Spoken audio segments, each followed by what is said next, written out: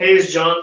It is almost 8 o'clock. I think we're 1 minute short, but I thought I'd go ahead and get it started. This is not my house. I don't know if you can tell. This is the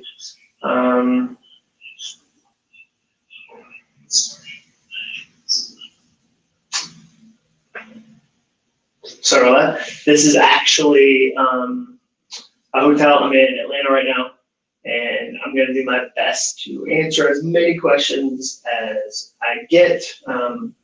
Probably what'll work is if I have Brian, who's on the webinar. Brian, if you want to text me those questions, because I can't see, I'm not going to look at the chat right now because I'll get too distracted. But if you want to text me questions that come in, I'll interact that way.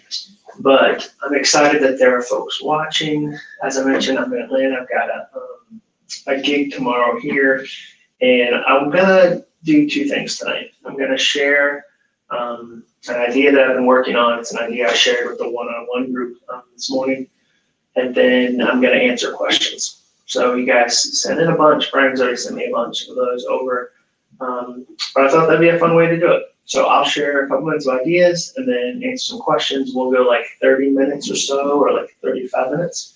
So I think that's what we're gonna do. So the idea I've been working on, and it's actually a speech I'm gonna give tomorrow, is about data. And it's about failure and data and doubt and denial and all these different things. So I always love to start with this story. If you've seen me this year, I might have told you this story. It's in the book.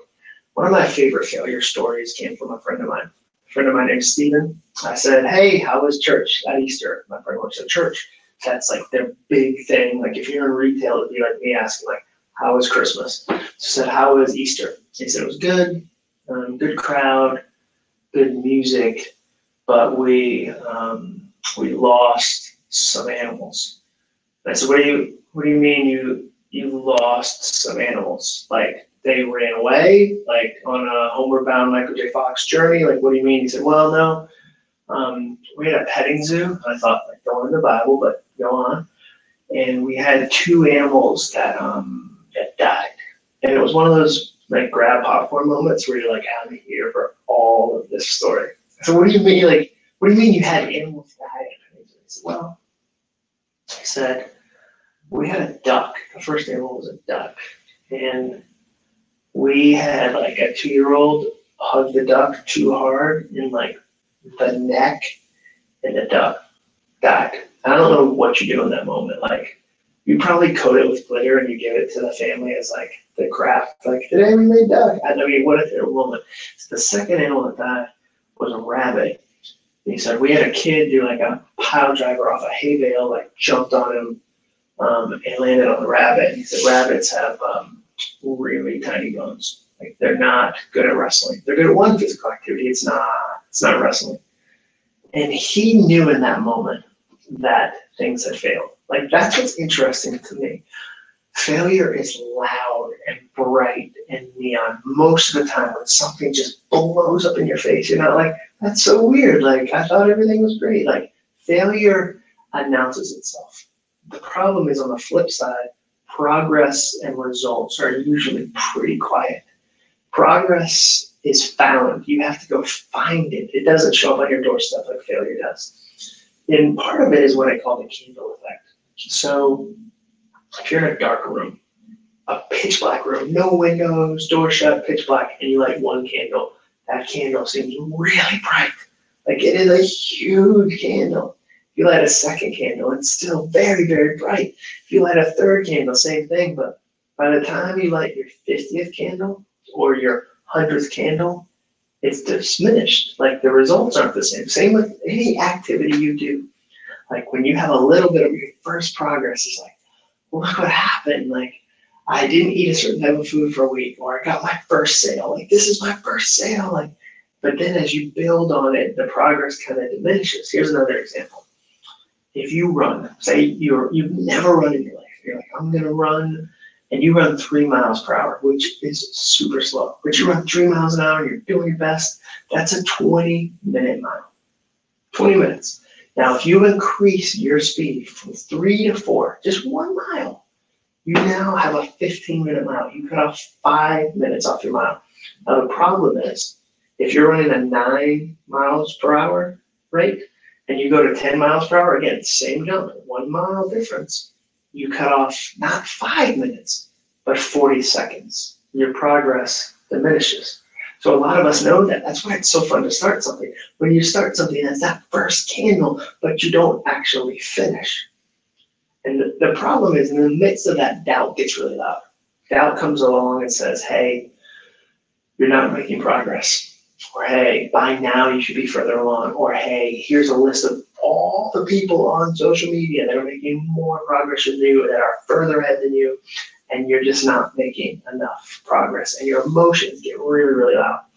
Now, the good thing is that emotions are kind of floaty and they just kind of shift and they can lie to you. Data doesn't lie. Data just tells you the truth. Data says, here's the truth, and this is what's really happening, and I need you to know it. And it gives you an anchor you can hold on to, an anchor you can actually look at. It reminds me of my cousin Larry. That's not his real name. I changed his name for the book because I didn't talk to him about this story. I told him later, but I changed his name.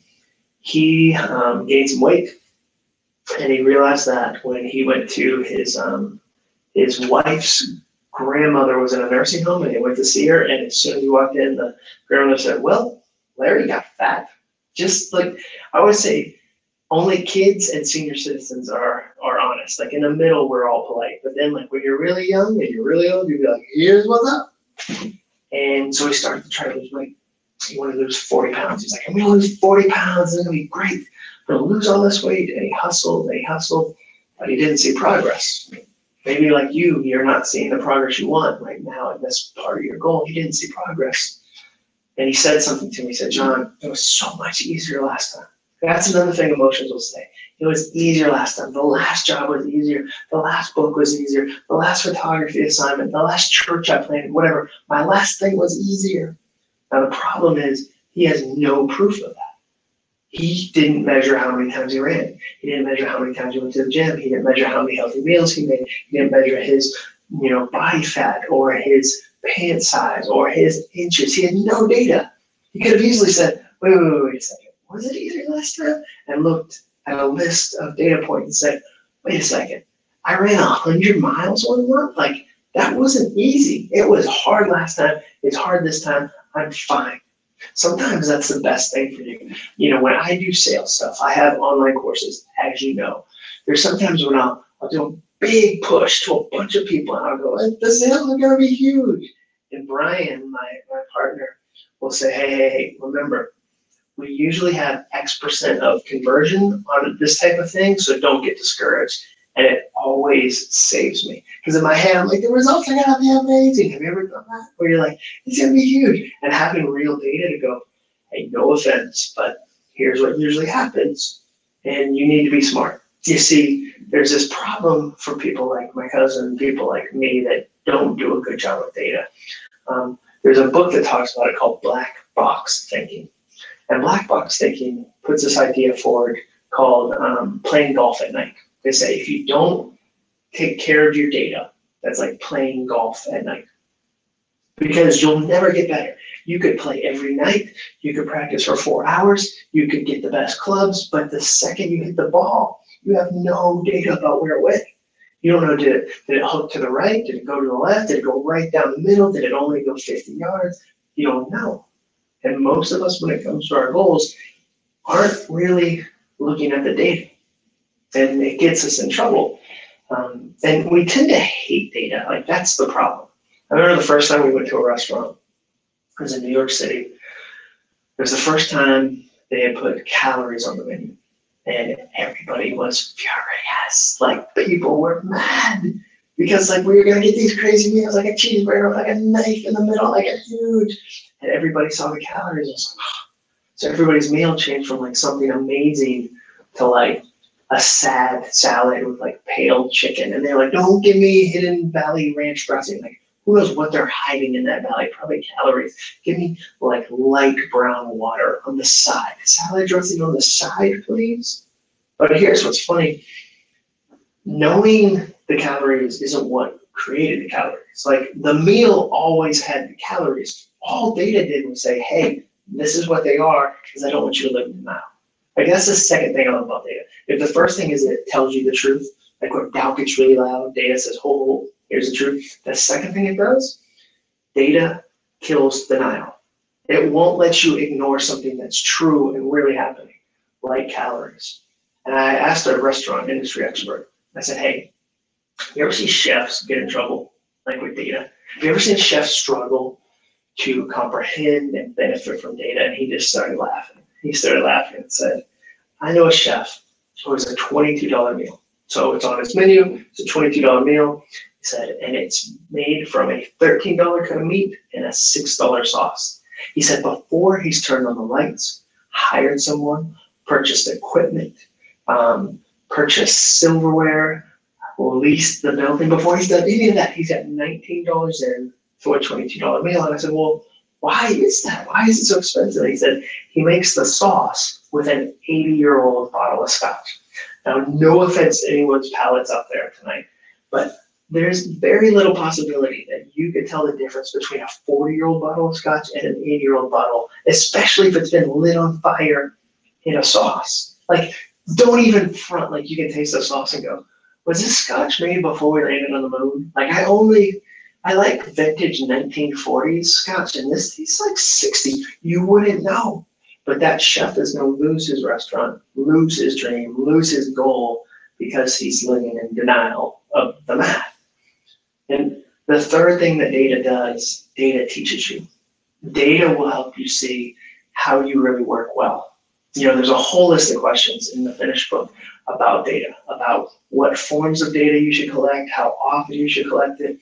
But the third and final thing I want to tell you is that data makes you smarter. Data teaches you how you perform the best. Here's an example. I was in a mastermind, which sounds like a group that robs a bank, but it was just a bunch of guys trying to get better at their businesses.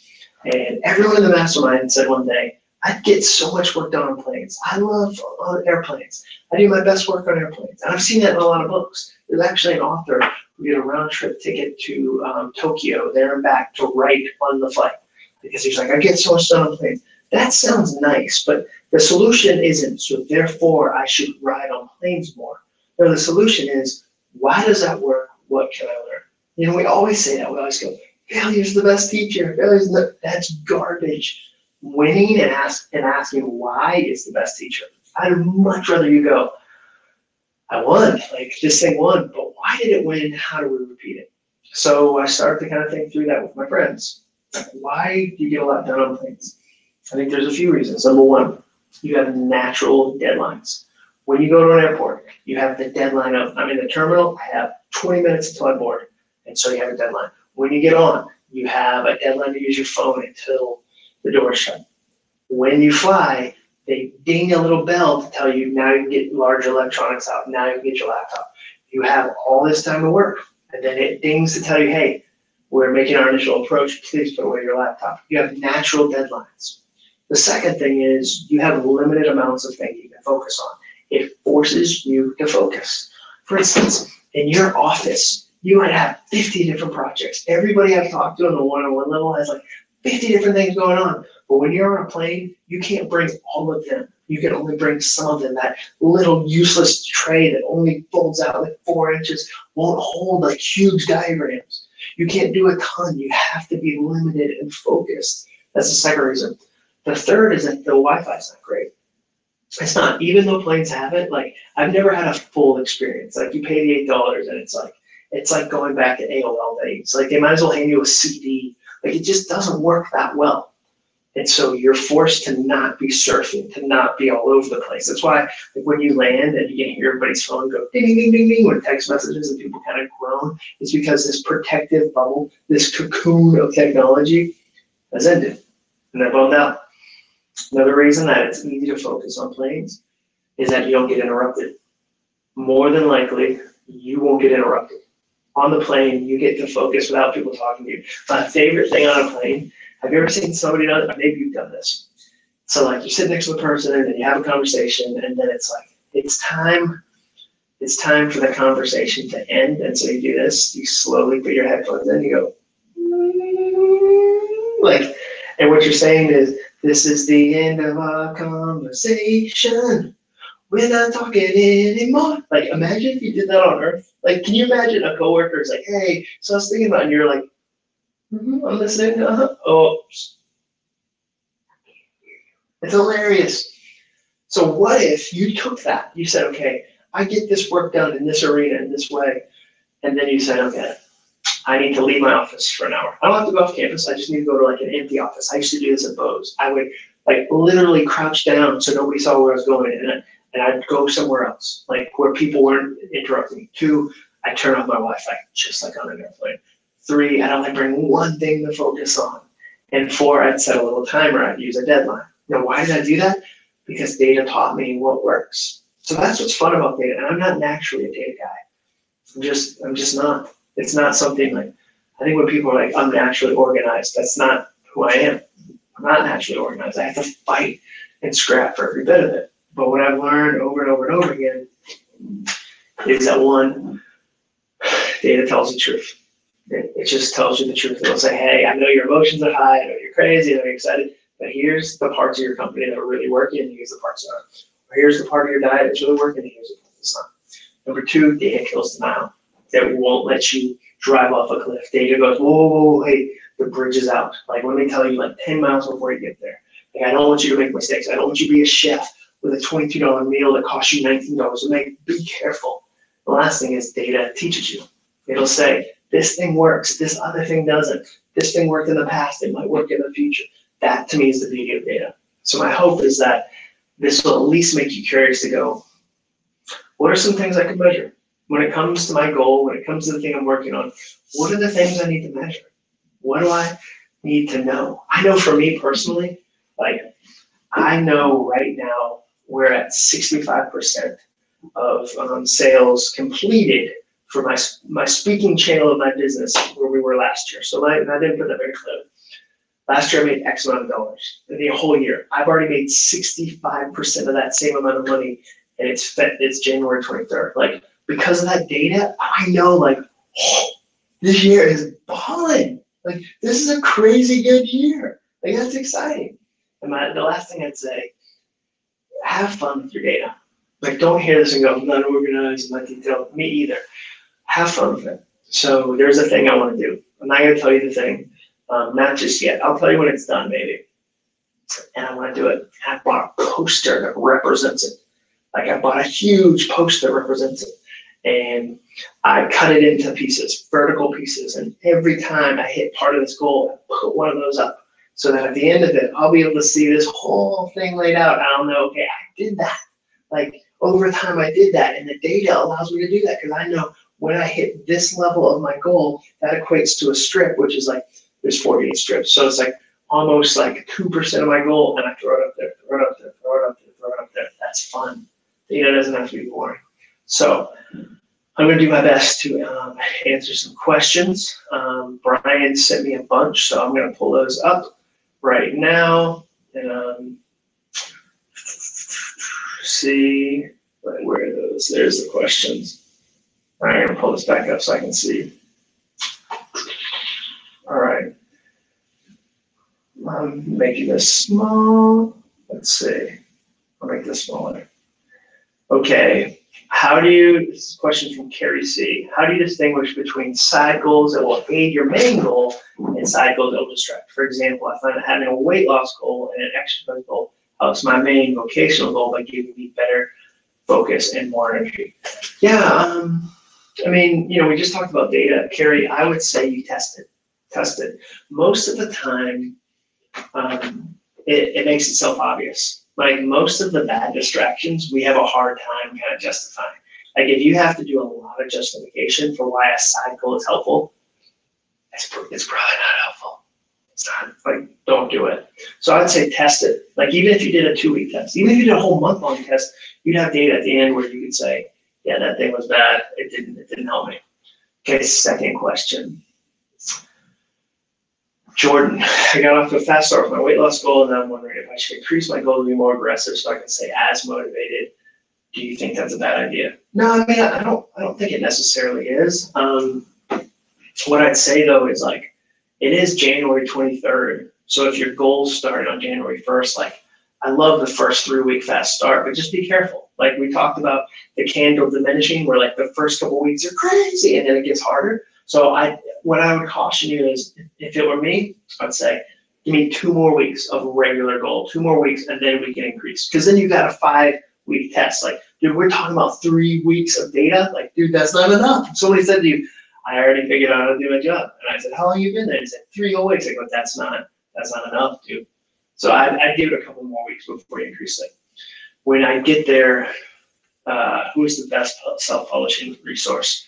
T. Morgan, who does like cool motorcycle tours. I don't know if you remember, I posted this snowy motorcycle tour. That was T. Morgan. Honestly, don't know the answer to that off the top of my head.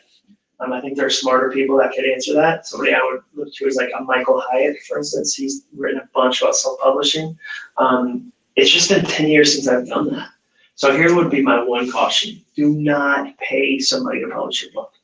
Like, there's a lot of scams out there where they go, we'll publish you. You just have to upfront buy $10,000 worth of your book. Like, whoa, no, don't. Be very careful about that. Go slowly. Ask somebody who's in that space, though. Sorry, I don't have a better answer. I'm trying to be more honest. Like, if I don't know, I just need to say I don't know. In day 4, you asked us to ask ourselves, what's a problem that I'm fascinated by? My knee-jerk answer, I don't know one. Because I'm not fascinated by problems. I'm intimidated by them.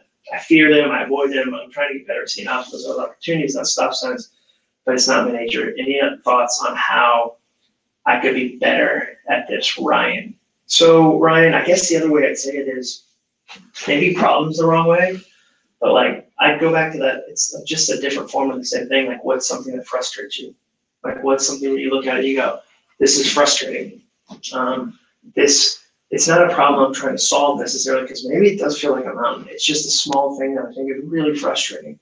I'm going to give you an example. There's a mom in the group. Maybe you saw her post this. I just saw her comment come through. And her 14-year-old son killed himself. And she shared that. She's talked about that. And what's frustrating for her, because there's a ton of hurt and a ton of sadness wrapped up in that. But she said, I went to the bookstore to get a book that would help me. And actually, I have her comment right here. I don't want to misuse her words. Let me see.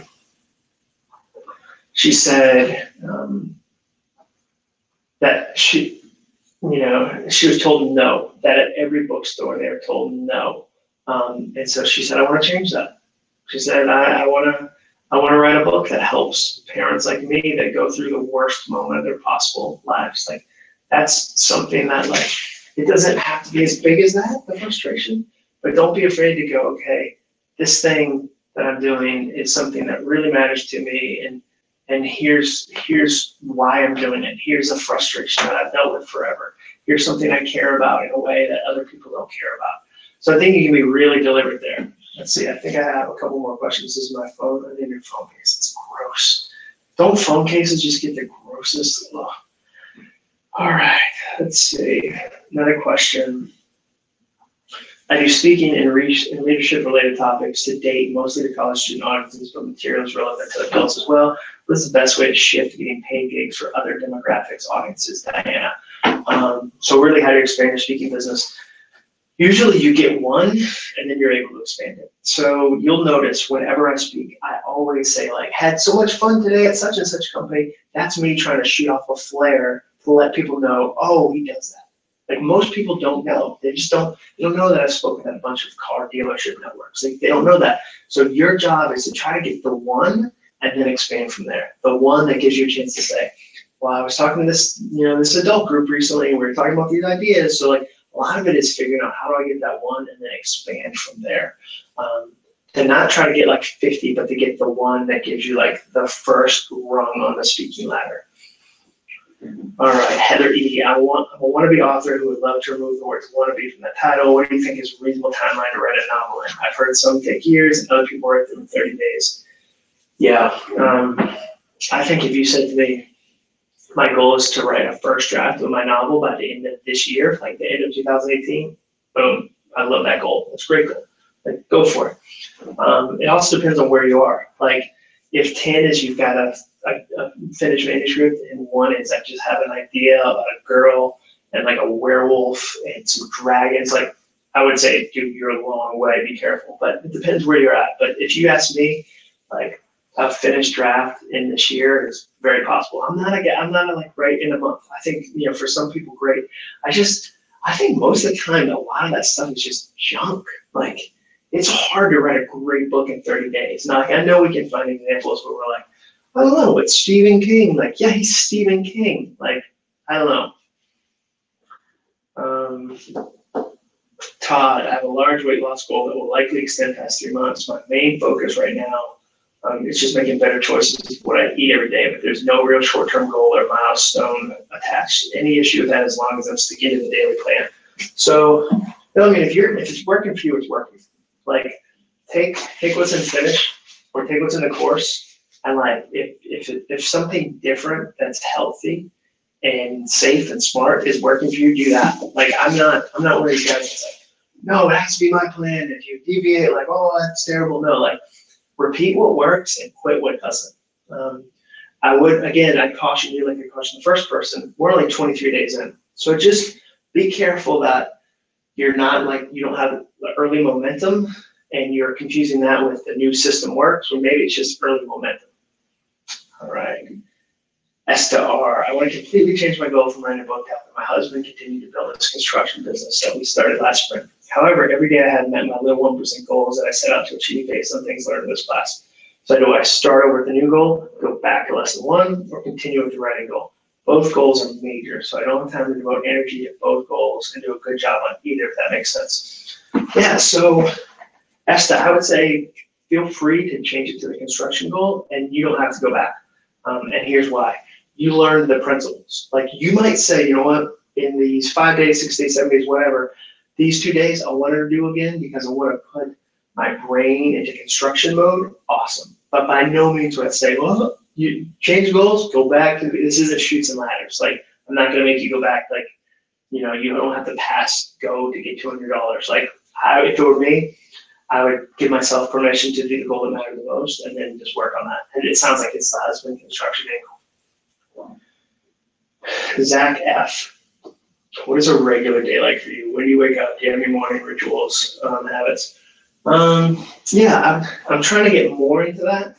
I love the Headspace app, which is like a meditation quiet time app. I'm trying to get more focused about not using my phone right away. Like I'm finding social media really distracting lately, and so I'm trying to get more focused on that. I'm trying to jog more, so like I'm gonna go to bed early tonight so I can get up early and go jogging. So those are kind of some of my routines, but the challenge is my days aren't, like with what I do for a living, my days aren't normal. Like, so what's today? Today is Tuesday, right? Okay, so Sunday afternoon after the Patriots game, I drove to Memphis, got up Monday morning, spoke at FedEx, drove back from Memphis. That was what I did. Today, Tuesday, did one-on-one phone calls with the coach, with the one-on-one level of this course from like 8 to 11:30, got in the car, drove to Atlanta. I'll speak tomorrow morning, do a book signing tomorrow night. Like it's all over the place. So it's really hard for me, and I think for most people to say, this is my day. All right, Nick W. I feel like there's nothing I can choose to bomb right now. My dad, husband, lead pastor, event planner, are trying to raise $2 million for a building project. It's almost like I don't have time for side goals, but I know I do and need to. While juggling multiple plates, how do you stay focused on the extra things you're trying to do? What routines or systems do you use for this? So Nick, me personally, if I had a side thing, I'd put it in the morning. Like I'd make it a prerequisite of starting the rest of the other stuff. Like you read a long list, and dude, it sounds like you're right. Like maybe you don't have stuff you can bomb. But if you had time and mental energy for a side thing, I'm doing it first thing in the morning. Like there's no way, I'll just say this way, dude, there's no way your side goal will compete against all those other things if you try to do it after those things. No way. You gotta do it first. All right, I think that's the list of questions. Brian, are there any more questions? I'll see if, I've got my phone if you want to text me if there's any other questions. Okay. What's the best way to articulate the value of coaching services to my potential clients? So from Diana A. So here's the thing, Diana. Your job is to figure out what they value and then show them how you help deliver that value. For instance, some of your coaching clients are going to go, I'm so stressed out. I'm running around like crazy. I can't do it. Your job there isn't to go, I can make you so much money. Like, you might be able to do that, but that's not their value. Their value right then is, I want peace of mind. I want to breathe again. And your job is to figure out, how can I help this person breathe again? So one of your first things you do when it comes to coaching is, what do they value and how do I increase that for them? Second question, any key tips on keeping the data in the grind? Motivation, for me, it's easy to keep it for a while. When things get good or I get tired of data tracking, I get lax from Tom. So here's what I'd say. Make data tracking easy. The problem is we go from not tracking anything to tracking like how many times we blinked in a day. So like, dude, track one thing. Like, track two things. Don't try to track 200. That's why data gets so frustrating. As we go, I got to write down everything in this notebook, like every purchase I made, even if there was just $1, like, it's exhausting. Out of all the ideas you wrote and finished, which one has personally helped you the most? The one about having fun has been helpful. I'm really trying to do that more. Like, it sounds weird, but my counselor was like, you need to find ways to have fun. And I was like, I love skiing. And she was like, I dare you to ski more. And that sounds silly if you don't struggle with having fun. But like, for me, I'm such a workaholic. And so this year, I'm going to Austria. Like, I'm going to Austria to ski for like 9 days, like, which is amazing. And so recognizing that fun has value is like invaluable. And so that one's been good for me. Top 3 data needs for a speaking business. What would you measure? Okay, Scott. The easy ones, if you're measuring data in a speaking business, are things like how many gigs you did, your average fee, how many people you spoke to. But I would get more interested in like how many requests you got. Like, if you did 50 gigs, does that mean you had to interact with 200 possible clients to get to 50? So you know to increase to 100 means you have to get 400? Like, that's the kind of thing that it's not the same as money coming in, it's interaction. So like, I want to know at the end of the year, how many did I close? Of the 20 conversations I was in, I only closed 2 out of 20. So if I'm going to grow to 100 gigs, but like, that's the stuff I think you need. So yeah, 3 data needs, how much you made, average size of the group you spoke to, back of room sales. Did you sell things while you're there? Like, that's fascinating too. In the very beginning of day 1 of the finish course, you said that you believe 90% of goals should be unfinished. That makes me think I should quit most of my goals. Can you explain more? Yeah, I think we overstart. Like, I just think we start too many things and we try to do so many things that at the end of the day just aren't going to matter.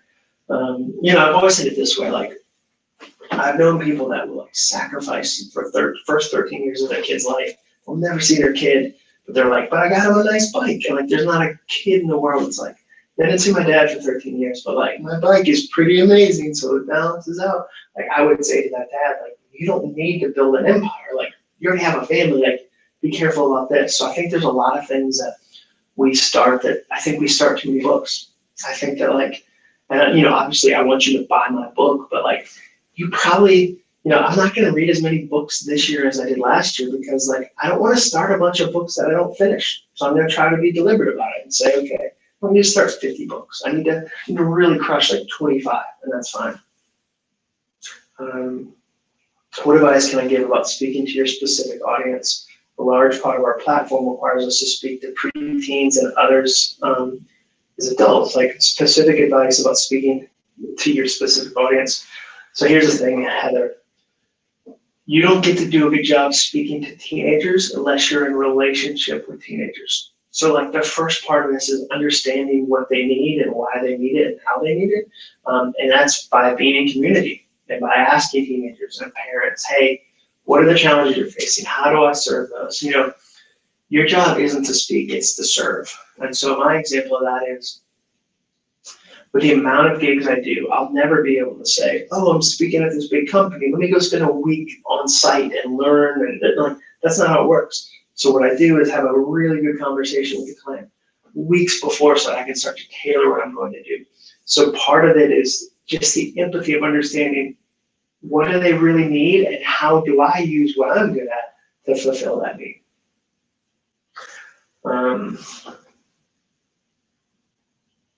Top 3 data needs for a coaching business. I think they're similar to the speaking business. I think you would need to know how many people you need to talk to close a sale. Like, I think that's helpful. You know, my favorite thing about data is it's a thread. And if you pull it, it just leads you to more data, more information, more knowledge. So for instance, I'm going to write like a whole thing on this at some point. If you wanted to turn a side hustle into a full-time gig, I'd say, well, what's your number? And by that, I mean, what's the amount of money you need to turn it into something? And then you'd say, okay, here's my number. I go, great. Now, how many clients, products, widgets, whatever does that represent? And then you go, okay, so I want to get this number. I need 200 clients. And I'd say, well, how many clients do you sign a month? And if you told me I sign 2 clients a month, I'd go, okay, so I'm going to do some math for you. 200 divided by 2 is 100. That's 100 months. Like this isn't going to work. Like, we got to be careful about that. So you change it, you figure it out. And so I think knowing how many clients it takes you to close one client is really valuable. I'm very behind in the videos, my goals. Do you lose access to the content after the 90 days? You don't. I mean, I don't know, I forget how long we're gonna add time to it, but no, you don't. Like, you'll be fine. I told somebody today, you know, I'm behind. I'm taking a course right now and I'm behind. And so, like, then that's fine. Like, it's gonna happen. So I wouldn't stress that. All right, I think that's about it. I don't know if there are any more questions. Okay. To become a better speaker, did you ever try stand-up or Toastmasters? I did Toastmasters for a little while. The challenge, I think Toastmasters can be amazing. The challenge is it depends on the group. Like, the group I was in, like, the people in it were like agoraphobics. Like, they were terrified of like talking at the water cooler. So like, I came in, I was kind of like, whoosh, and it just wasn't a great fit. Not that I was better than they were. It's just I was really excited about it, and they were like super frightened of it. It just was like a weird mismatch. I've never done stand-up. Stand-up kind of scares me a little bit. It's like there's drunk people that heckle you. So I'm probably gonna do it at some point, maybe even this year, but I haven't done it. Best way to know that you need to quit a goal. So Diane asked this. In a situation like that, I'd ask a friend. I think friends are invaluable for stuff like this. Like, you're not supposed to do it on your own. So I would ask a friend and say, hey, I keep running into this obstacle. I don't want to quit. I don't want to be lazy. I don't want to, give up on the wrong thing. But what do you think? And a friend who knows you will go, you got to keep going. Like, Diana, you're so close. Or friends can say, yeah, like, it's time, Diana. It's been time for like a year. You got to go. So I love the influence of friends. How do you know which goal to quit? I think there's metrics. I think there's data. There's zero progress. There's no joy when I do it. If it's successful, I'll even be more unhappy. Like, there's some things, I'm looking at my own business, I'm just like, they're not fun. I don't enjoy them. Like, the thought of me not having to do that makes me happy. Like, that's a pretty good sign. Like, it's like if something gets canceled in your day and you're really happy, you probably weren't supposed to go do that thing. And so, like, if the thought of quitting it makes you go, that'd be amazing, I can do that, it's probably kind of. Melanie, any advice for being more disciplined and sticking to a schedule outside of work? I don't have any deadlines, commitments. It's easy to switch tasks or procrastinate since I can set my own time frame. Yeah, I get that. For me, I have to do stupid stuff like I use a timer on my phone. I give myself an hour. I add other people to the commitment.